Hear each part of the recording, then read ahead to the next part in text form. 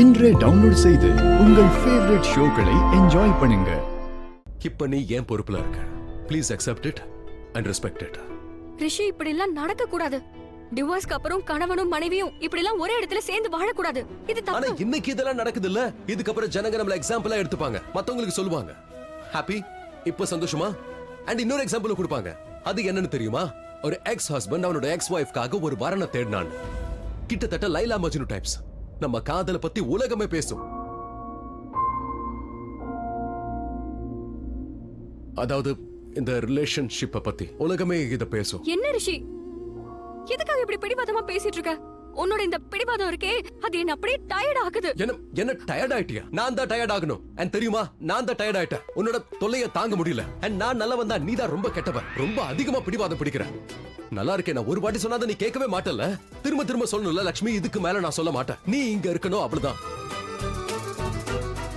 And Lakshmi, நான் உன்னோட full லைஃப்க்கு நீ இங்க தான் இருக்கணும்னு நான் சொல்லல.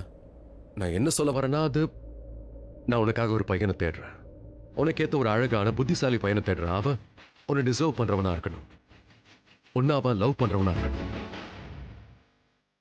உனக்கு எல்லா விதத்திலையும் பெஸ்டா இருக்கிற மாதிரி ஒரு நல்ல பையனா தேடுவேன். என்னை விட நல்ல பையனா, அவ்வளவுதான்.